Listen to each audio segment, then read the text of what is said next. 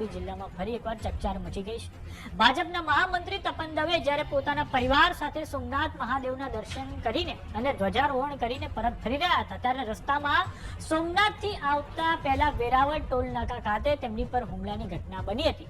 Toll નાકા પર FASTag લાઇનમાં ખામી હોવાના લીધે ટ્રાફિક સર્જાયો હતો અને આ દરમિયાન પાછળથી એક એમ્બ્યુલન્સ આવી હતી. એમ્બ્યુલન્સનો રસ્તો આપવા માટે તપન દવે સહિતના લોકોએ પોતાની 5 થી 7 ગાડીઓ રિવર્સ લેવી પડી હતી, જેમાં ઘણો સમય લાગી ગયો હતો અને આ પછી ટોલ નાકા પર ટકોર કરતા કર્મચારીઓ વિભત્સ ગાળાગાળી કરવા લાગ્યા હતા અને આ પછી ટોલ નાકાના 10 થી 12 કર્મચારીઓએ તપન દવે પર હુમલો કર્યો હતો, જેમાં તેમને ઈજા પણ પહોંચી હતી. આ ઘટના પછી તપન દવે હોસ્પિટલ પહોંચીને પ્રાથમિક સારવાર લીધી હતી અને આ પછી તપન દવે પોલીસમાં ફરિયાદ પણ નોંધાવી છે. તો પોલીસે આ સમગ્ર મામલે ત્વરિત કાર્યવાહી હાથ ધરીને 11 આરોપીઓની અટકાયત કરી લીધી છે. પોલીસ તપાસમાં ચોંકાવનારી વિગતો સામે આવી છે.